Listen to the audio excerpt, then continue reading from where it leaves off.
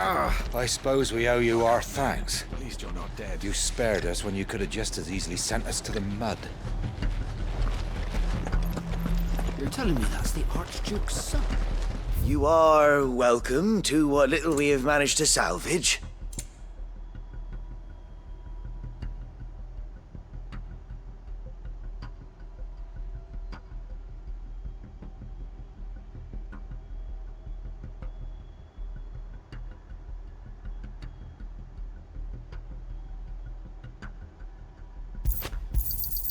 As you wish, my lord.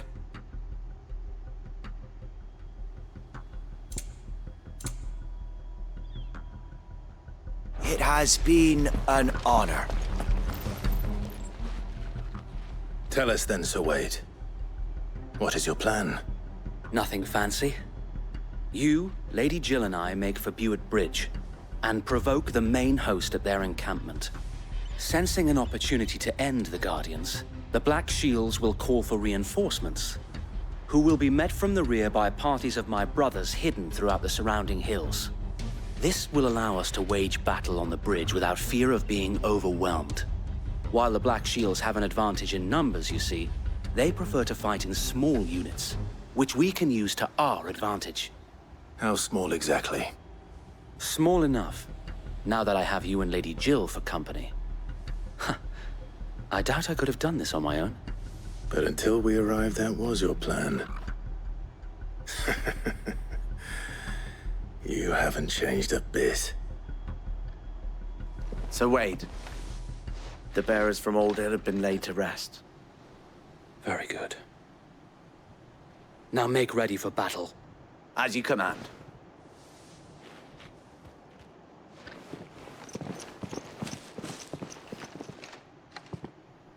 Thank you, Sir Wade. Perhaps now they will find peace. There is but one thing which will grant them peace. Putting an end to the Black Shields. And so we shall.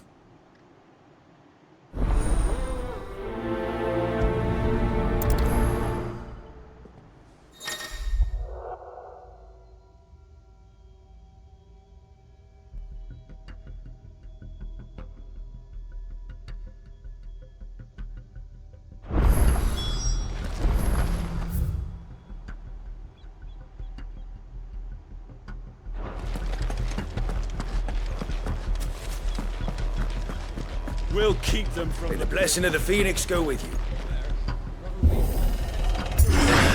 How long have you been pursuing the Black Shields? Since they burned their first village. We tracked down the bastards responsible and fed their corpses to Stillwind. Suffice to say, that got their attention. It's been a game of cat and mouse ever since.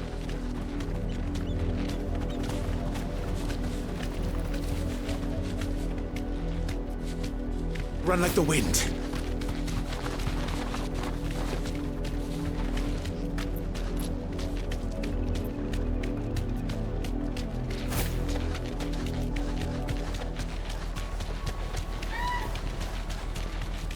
I got me sideways. How was the Black Shield? Come along now. The bastards are lucky. There they are. On your command, my lord.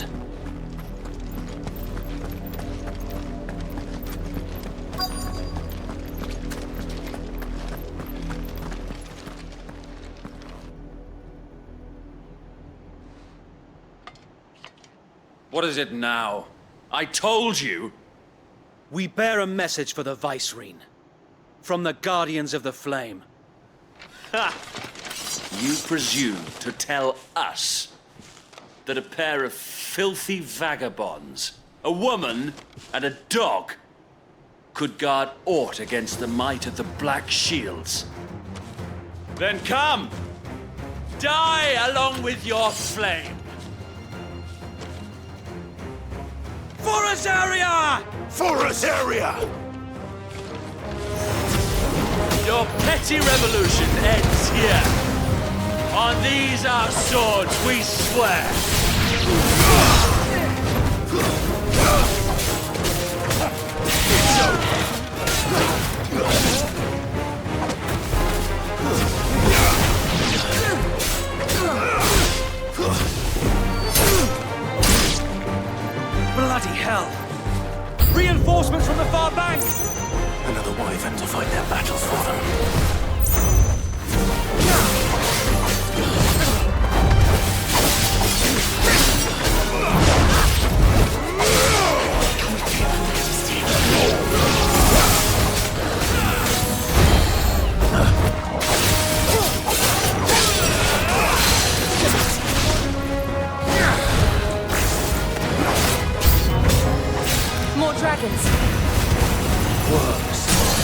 The Imperials aren't taking any chances. I can't say I'm flattered.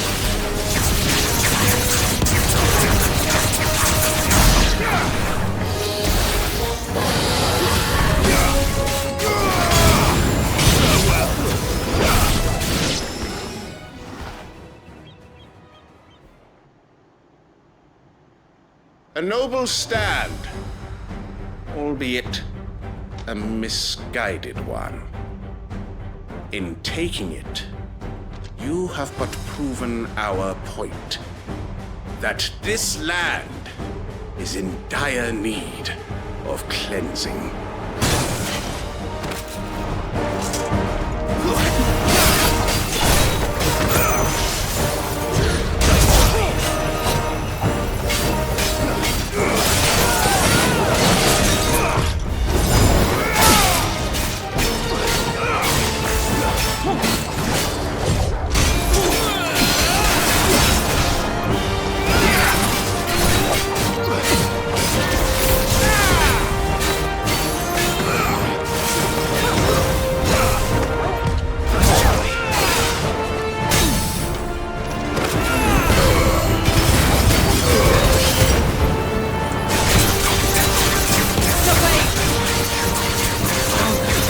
There's no one left to keep them occupied.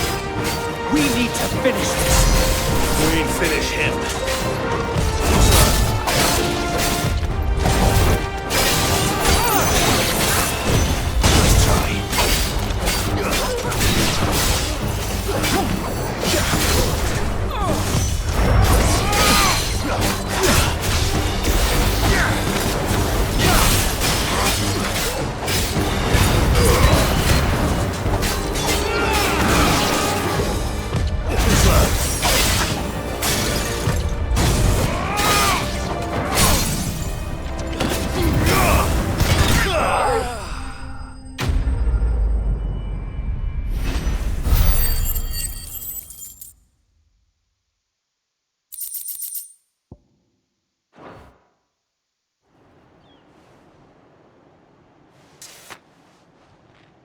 I don't see any more. Nor do I. The plan worked. It did.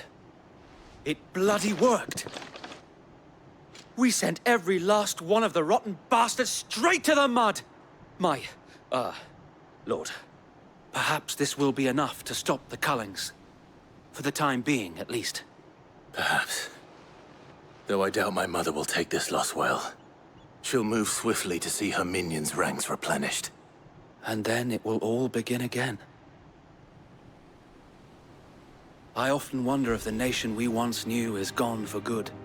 Her fields rot. Her people starve. We battled to preserve the flame that was, but for every foe we fell, another springs up in its place. Yet be that as it may, it is still our home, and we must fight for it. As we always have, and always will.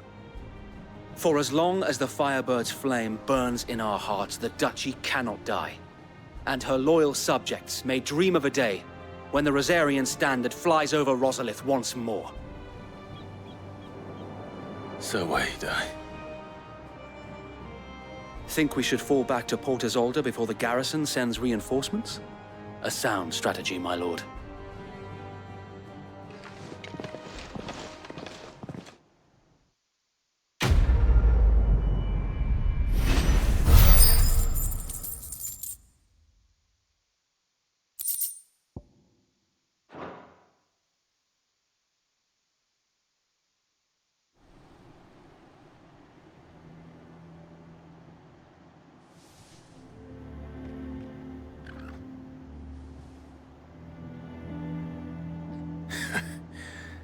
And how long has my uncle been funding you and your comrades' endeavors? Since the beginning.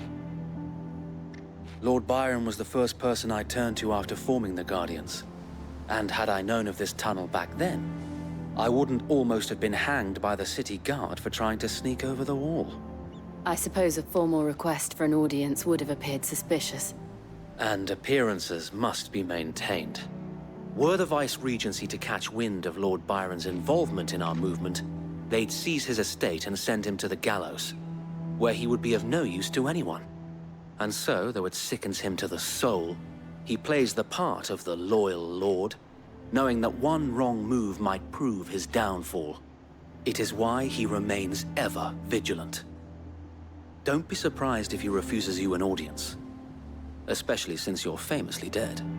Then I will have to think of a way to prove that I am neither wraith nor wrongdoer.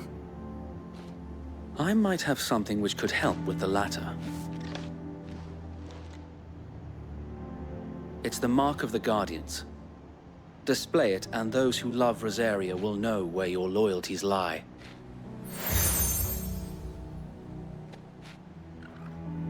I shall wear it with pride.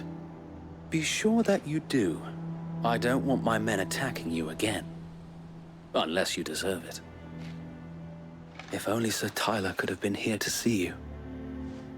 Or the Lord Commander. Thank you, Sir Wade. If there is ever anything you need.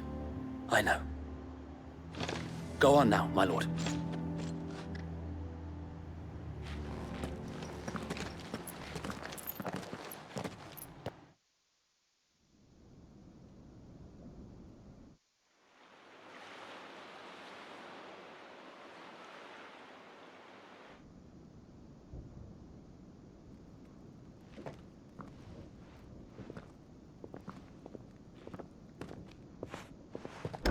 How accommodating. Do you really think they believe we are who we say we are? Not a chance.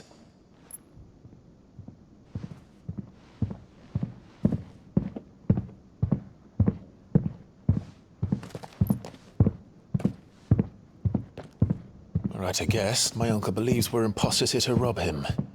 And means to string us up himself.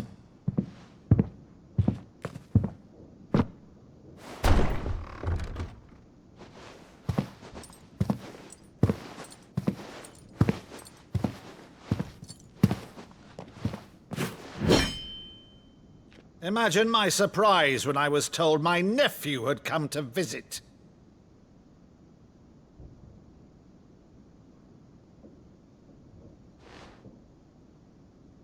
Clive Rosfield died long ago. And for uttering his name here, you shall pay with your tongue!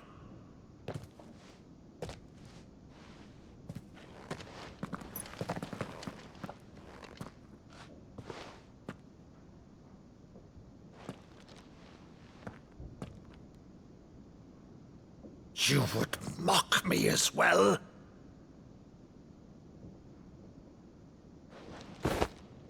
It is I, Sir Crandall of Camelot, loyal servant to Her Serene Holiness, Saint Sybil the Unshod. Meadow, thou vile sorcerer, for thy crimes against church and crown, I shall have thy head.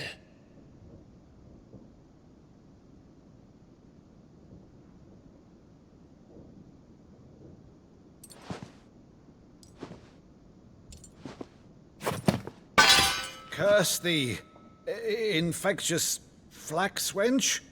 Even in death, must thou plague me still? Very well. I shall open the gates of hell, that thou might see thy charge once more.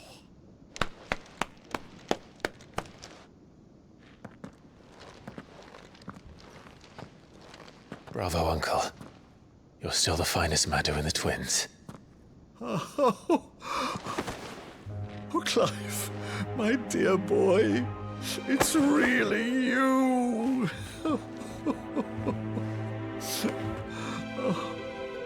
You always were fond of that scene from The Saint in the Sanctuary. Never did let me play Sir Crandall.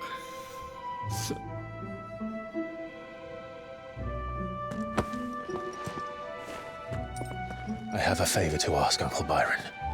Rutherford, inform the kitchens. There'll be guests. We dine immediately. But, Uncle... You can't very well regale me with the tale of your miraculous preservation on an empty stomach. Go on, sit.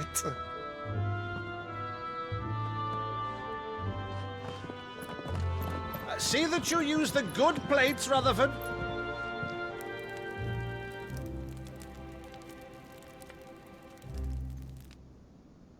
So you arrived late to one of her cullings, did you? Since becoming Vicereine, Annabella has been a constant thorn in Rosaria's side, but these atrocities are a new low. Something has changed. Quite what, I don't know, but the woman we knew is gone, and a monster sits in her place. A monster. For better or worse, I've been charged with governing this town, and thus must maintain the illusion of obedience. That's all I can do to aid Wade and his merry band of revolutionaries. So he's told us. You have risked much for Rosaria. Our nation will be forever in your debt.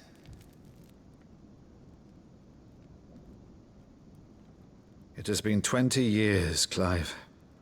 The nation your father and your forefathers fought to defend is no more. Perhaps it would be otherwise had I the courage of my brother.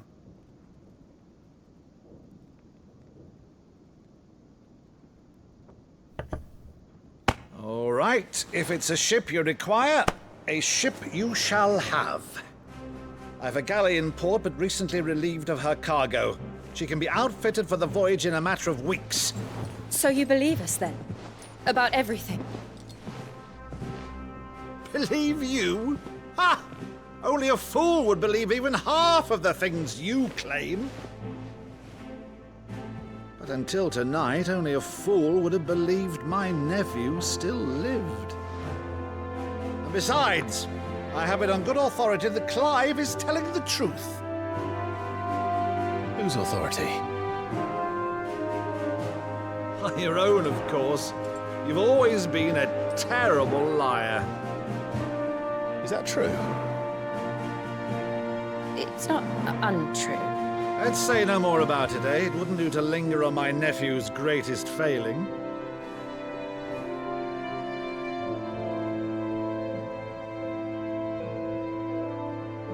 The one thing I cannot believe, though, is all this about you being Sid. You were always such a good boy, but now you're quite the outlaw. Which, if I'm not mistaken, would make me an outlaw's uncle. Right then, who shall we pillage first? Rutherford, fetch me my cutlass. This will be fun.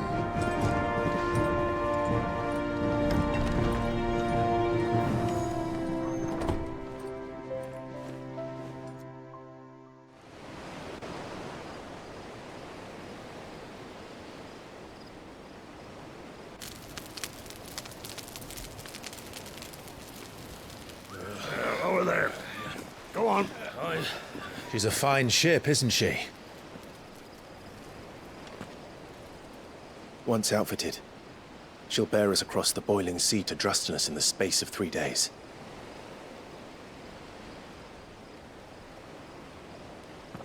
Something on your mind?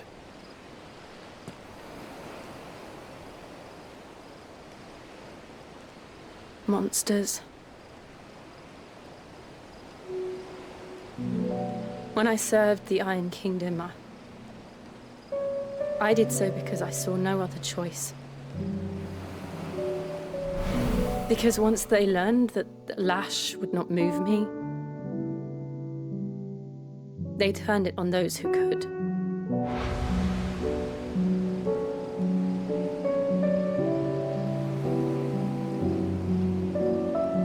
And so I became their puppet. I let them pull my strings, telling myself it was not my hand that swung the sword, but another's. I removed myself from the truth so I wouldn't feel the pain it caused.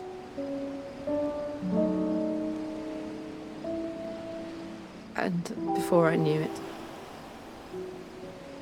I no longer felt anything. Anything at all.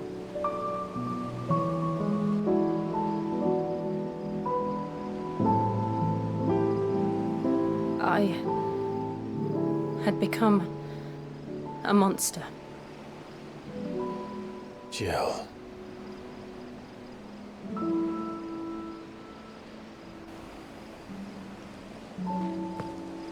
I don't want to be a monster, Clive. Do you understand?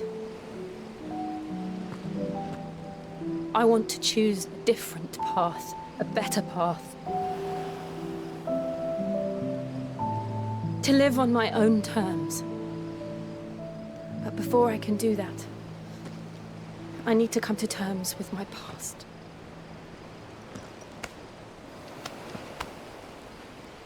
And when you do, I'll be standing there with you, just as you stood with me.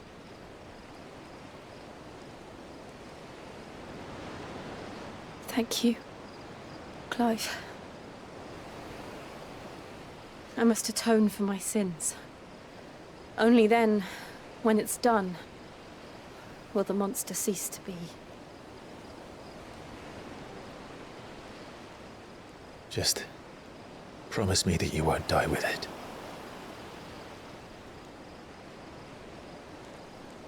Now, let's get some sleep. The journey back to Benamir is long, and there is much to tell the others.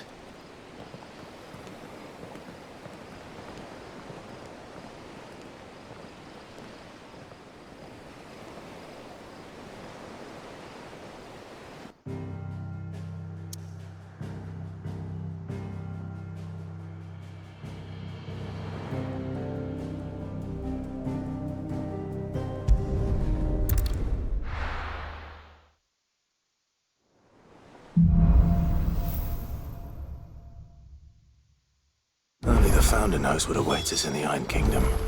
But Vivian could probably make an educated guess.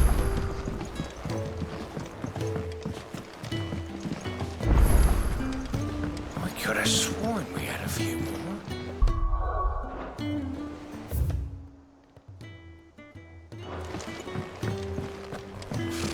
Typical nobles. How did we never There are hear new about billets this being Guardians of the posted Flame? every day. Clive! Oh, am I glad to see you? Is something wrong? It's Blackthorn. He ain't himself. And if I'm honest, he ain't been for a while. Normally it only takes a couple of drinks to perk him back up, but not this time. Something's getting him down. And whatever it is, he ain't telling. It's like he's lost his spark, you know? He's barely got enough fire in his belly to get the ump about stuff. But I'm thinking he might if we both bent his ear, because he respects you, innit? So, what do you say? Fine. If you think it will help. I knew you'd understand. But if he doesn't want to talk, we let him be. He'll open up when he's ready. All right. Now, he'll only smell a rat if we both turn up at once. So, I'll go first, and you can meet us at the forge. Wait a bit, then head over when you're ready.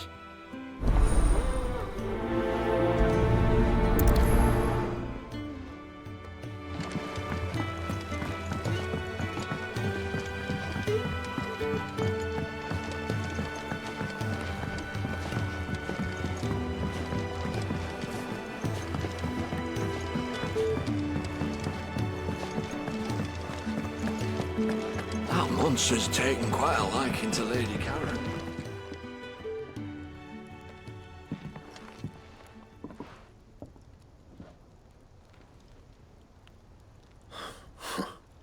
First August, and now you.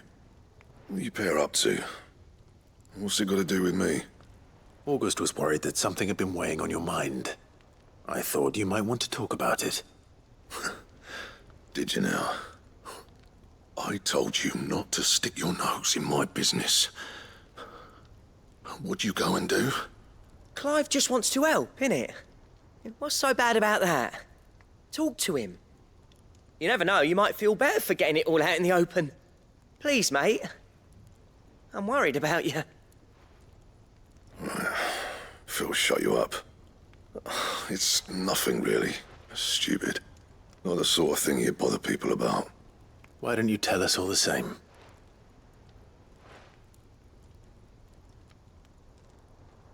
Karen and I have an arrangement. I keep an eye on Goots, and she shows me what the competition's up to. Interesting arms and armor, things like that. Anyway, the other day, she shows me a cuirass she's come by. Masterpiece of level work. Light, supple, and tougher than it had any right to be. Made my stuff look like every clumsy shit. I should have brought the bastard thing there and then just to study it, but I was too proud. And now every time I reach for my hammer, I'm reminded that I'm not the craftsman I thought I was. There. You happy? You got what you came for. Now piss off. All right. We're going.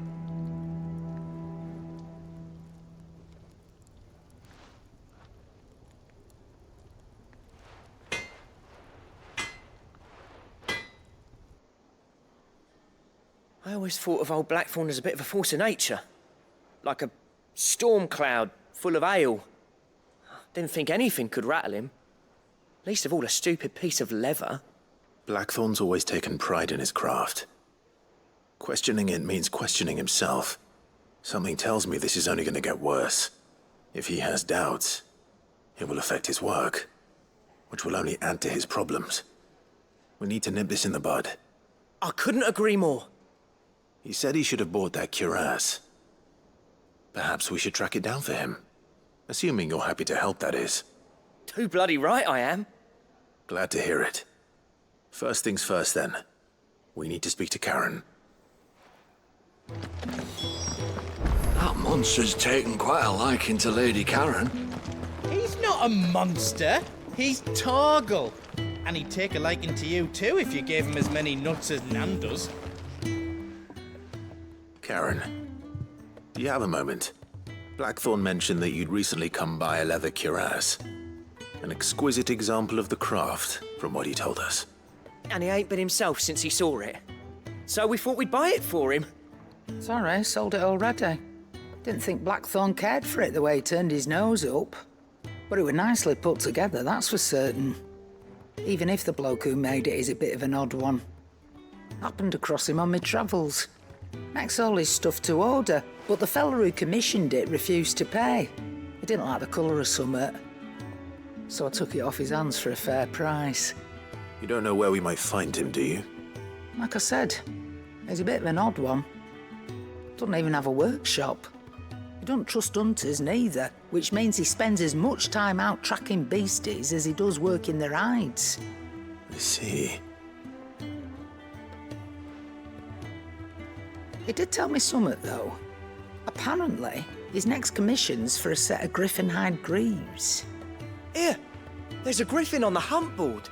The curse breakers were placing bets on who'd bag it. Now, where the bleeding hell was it sighted? Somewhere in Sambrec, maybe... Care Northern, that was it. Thank you, Karen. We'd be lost without you. At least you admit it. So, it sounds like going after that griffin might be the best chance we have of finding our roaming leatherworker. I'll leave the hunting to you if you don't mind. While you get on with that, I'll ask around the markets. See if I can't sniff out who he is and where he's hiding. Good idea. Hopefully one of us will be able to track him down.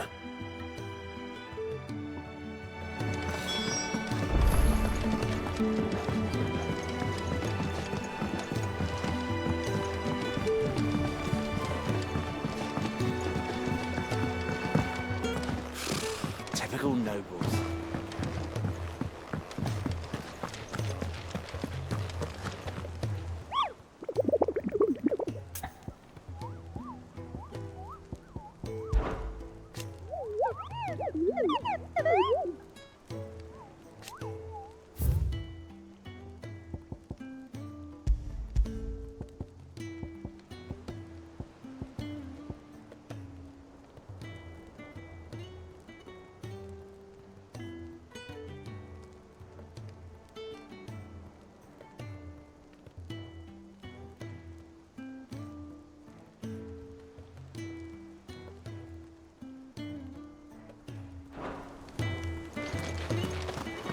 did we never hear about these Guardians of the Flame?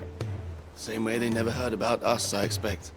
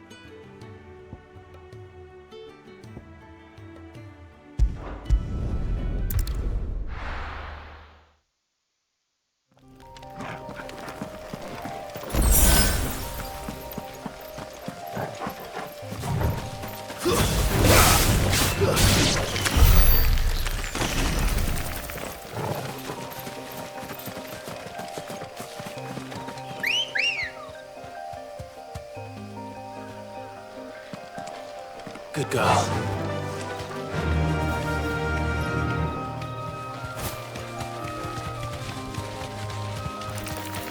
Company.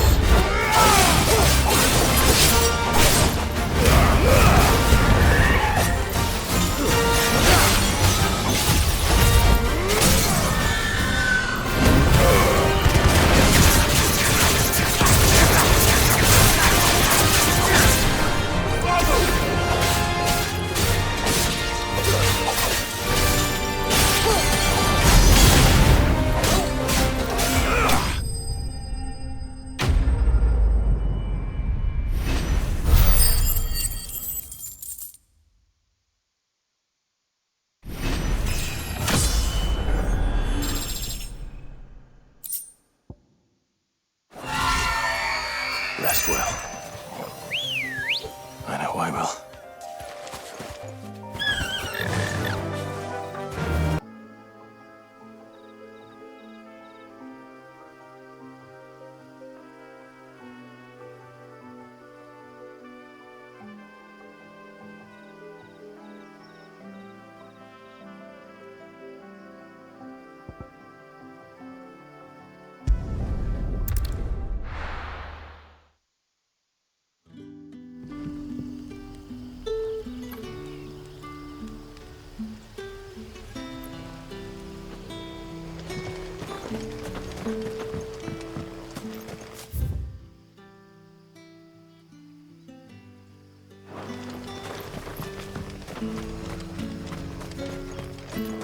Good day to you.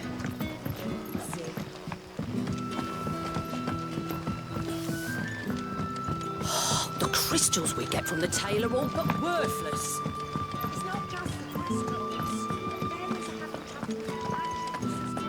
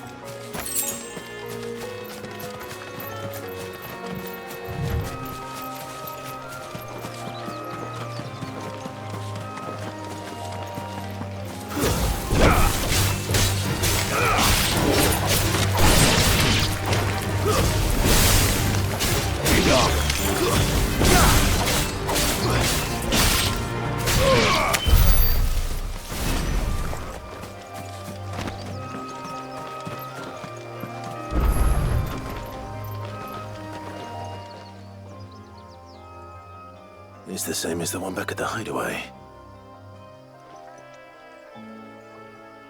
Doesn't seem to be working, though.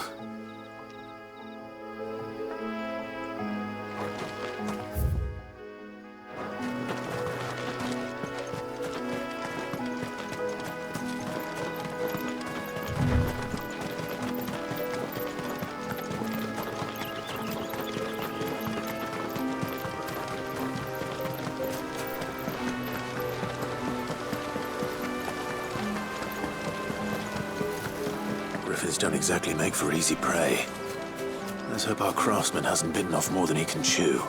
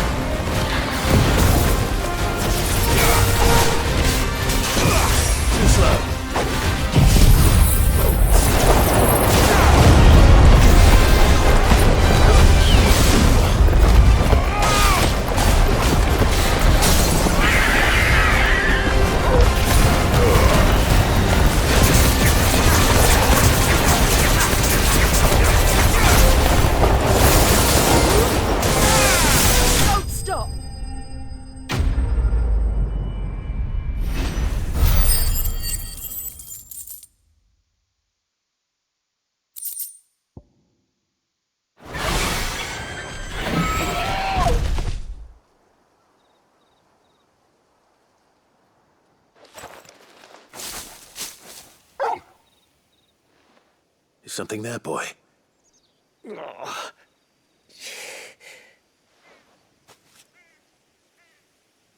Could that be our man?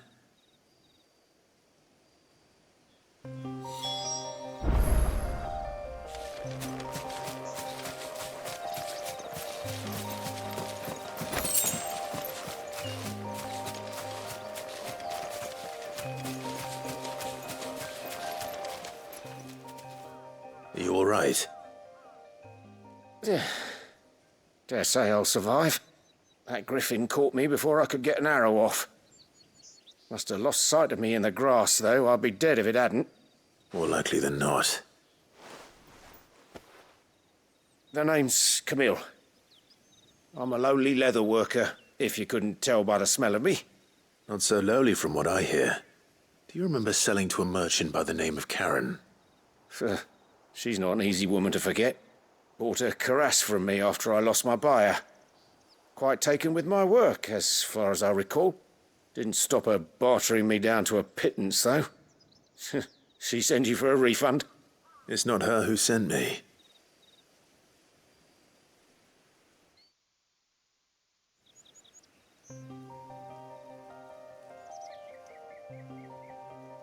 Well, consider me flattered. You should be. He's a master of his art, and not an easy man to impress. Blacksmiths are proud folk. It's a rare thing indeed for one to praise a glorified tanner. And I don't imagine an impressive swordsman like yourself would be getting your steel from any but the best. I'd dearly love to help a fellow craftsman, but... Well, actually, I suppose you could give him this. What is it? Treated leather. Same stuff I used to make that cuirass. If your man's as skilled as he sounds, he'll know what he's looking at. You sure? Well, you did save my life. And thanks to you, I'll be going home with all the griffin hide I can carry.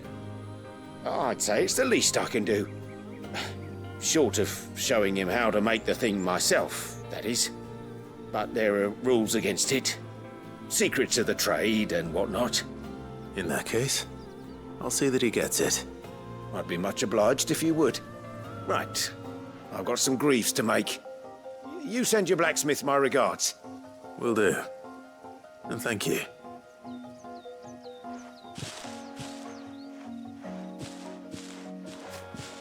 Hopefully this will sweeten Blackthorn's mood.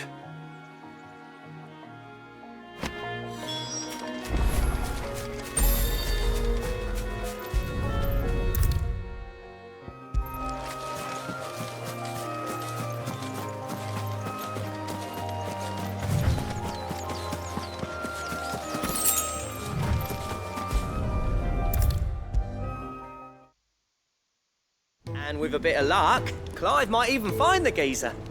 Bloody busybodies, the both of you. How'd it go, Clive? Did you find him, or does the hunt continue?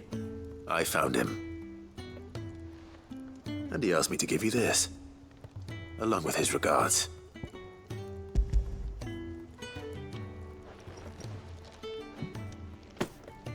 You're joking.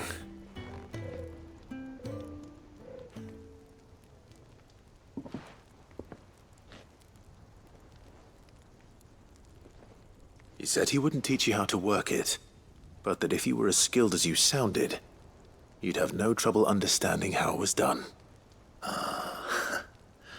So that's his secret. Crafty bastard. He's layered and cross-grained it. Good few times, too. No wonder it's tough. And that's no ordinary oil he's used to get that finish. Oh, this is fine work. Even finer than I thought. Yeah? I'll take your word for it. Just looks like leather to me. Still, I'm glad you're happy. Here, Clive, you didn't happen to catch the fella's name, did you? Camille, I believe. I thought as much. There ain't many leather workers in the realm daft enough to do their own hunting, see, and his name kept cropping up when I was asking around. Turns out he's from Tabor, and again, most leather workers are. But our friend Camille guards a long-held family secret, the details of which are the subject of some debate in the leather-working community. Then we better keep this close to our chests. Listen, sorry for putting the both of you to all that trouble. Should have kept my moaning to myself. Still, I'm glad you found him. This has cheered me right up. That was the idea. Clive's idea, anyway. He did most of the work. It's good to have you back, Blackthorn. Just don't expect me to go turning out work like this. There's a reason he does his own hunting. He knows exactly what hides to look for. And that's how he gets them to layer up so nicely. And don't get me started on how much oiling this leather would need. But I reckon I can make something about as good. Something a curse breaker will have no trouble caring for. Anyway, enough narrowing. I've got work to be getting on with.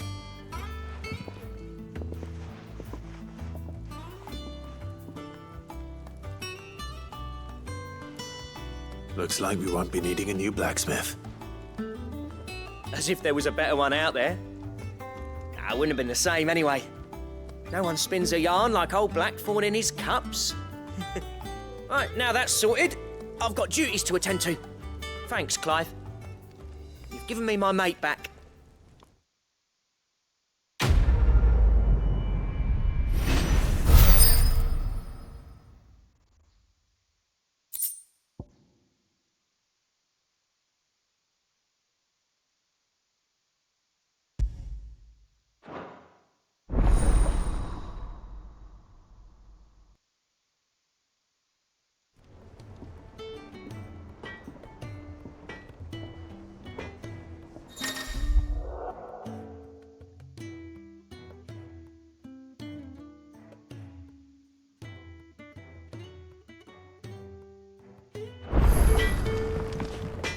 Back, are ya? What's that for you, dear?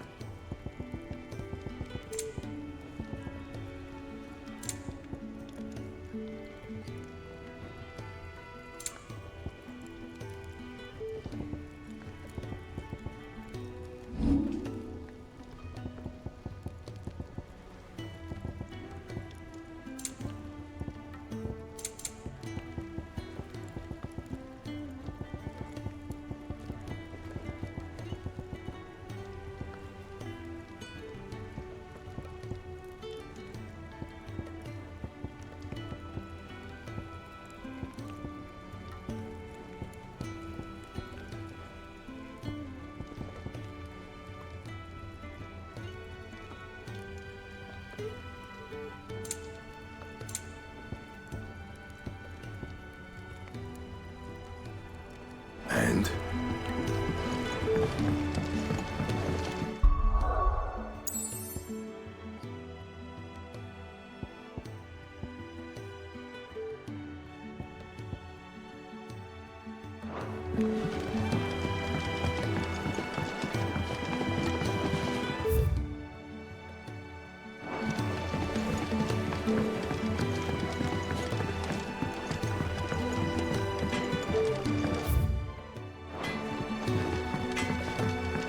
Monster's taken quite a liking to Lady Karen.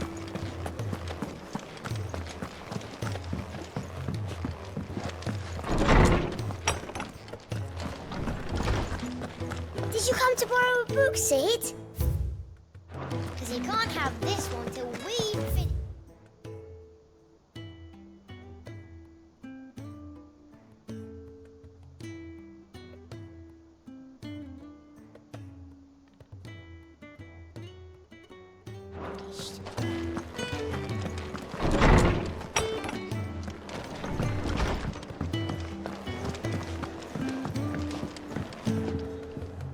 I didn't take you for a scholarly van.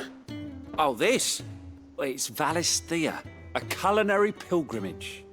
I borrowed it from old tomes. Seems there's no creature in the realm so foul it can't be cooked up into something delicious. Think I'll stick to the unfoul ones, thanks. Oh, where's your sense of adventure, Sid? Honestly, one glance at these recipes, and even you would trade in your sword for a butcher's cleaver. From spit roasts to sweetmeats, this book has them all. What I wouldn't give to bring these recipes to life. If it's my blessing you're hoping for, then by all means. Well, I'm no hunter, Sid. The first ton of worm I came across would be the death of me. But you're made of sterner stuff. Would you help me resurrect one of these recipes? Something tells me you won't be taking no for an answer. Fine, I'll help. Fantastic! Thank you. So, dare I ask what's on the menu? Chance's Stew. It was once a favourite among the gourmands of Oriflamme, if the author is to be believed. Though Molly's never heard of it. The only problem is that while the recipe is extremely detailed in most respects, it's infuriatingly cryptic as to the main ingredient. A beast, no doubt. Most likely something that would make easy work of a simple cook with more broth than brawn, but unwanted violets. I've no idea what they might be. Does the book say anything else? Well, only that the sweetest violets sprout atop the bed of roses. Roses. Rosaria, perhaps? One of the butchers in Martha's Rest might know something. I'll ask next time I'm there.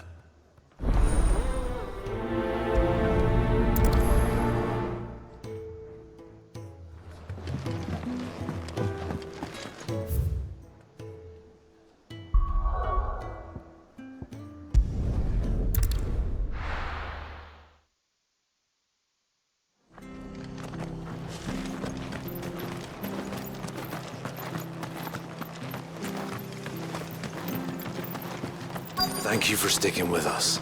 Those of us who are still here have to look after each other, don't we? Ah, welcome. Times may be hard, but if you got the gill, I got the goods. What can I do you for? Unwanted violets, if you have them. Though I'd gladly settle for learning what they are if you don't. Why, I haven't heard folk call them that since I was a lad. You're looking for scorpion tails. Unwanted violets is what folk used to call them back in the day. They turn a wicked purple when you boil them up, hence the name. Used to chuck them in the pot when there weren't nothing else on offer, and there was a war on, that sort of thing. Thankfully, times aren't yet as hard as that, and even if they were, you wouldn't find anyone selling them these days. Do the scorpions still live nearby? I dare say they do. 3 Reeds would be your best bet, if memory serves. Thank you. You've been most helpful.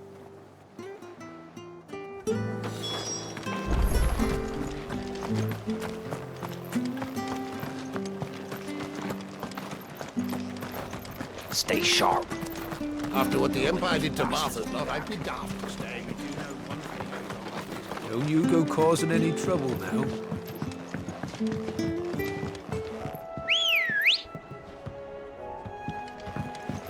Good girl. Run like the wind.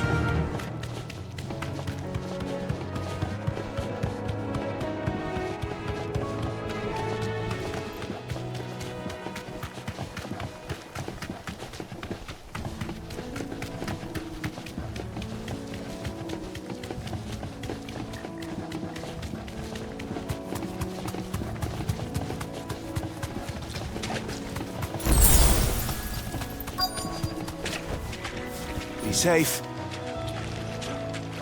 Scorpions. At least I know what I'm up against.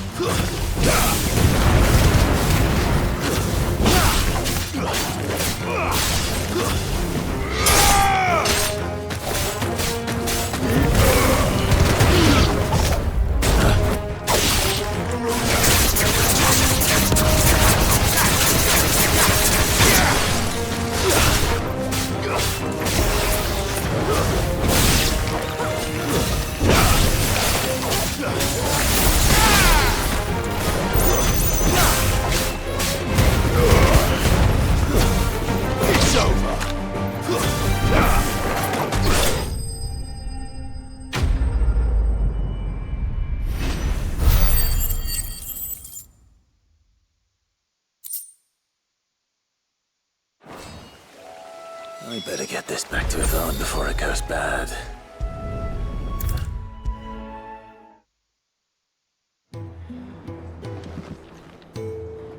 Did you find our mystery ingredient? I did indeed.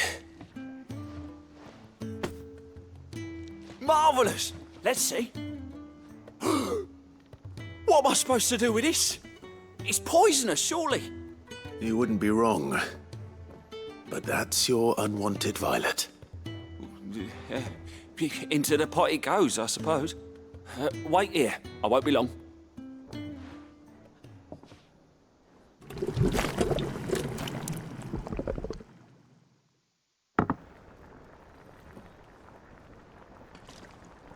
I present Chance's Stew, risen once again from the ashes of obscurity.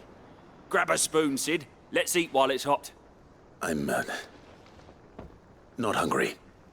Well, it'll be too late once I've licked the bowl clean. Your loss.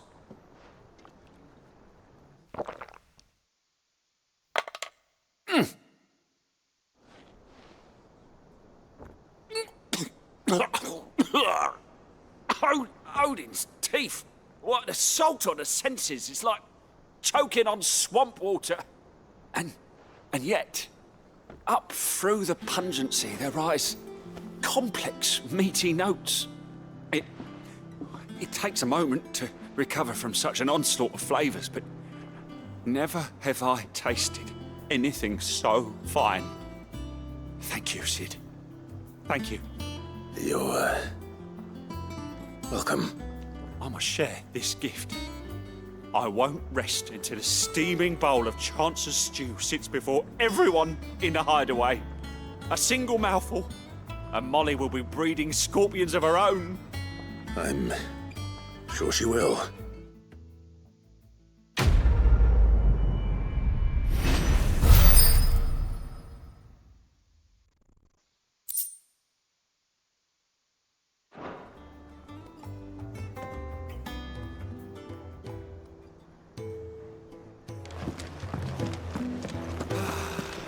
That monster's taken quite a life. Is it business or pleasure?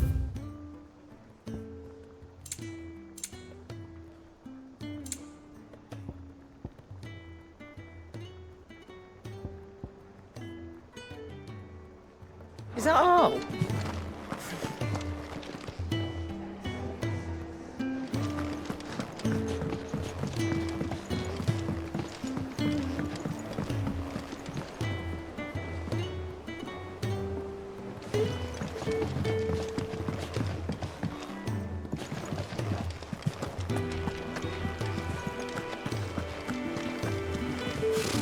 Typical nobles. How did we never hear about these Guardians of the Flame?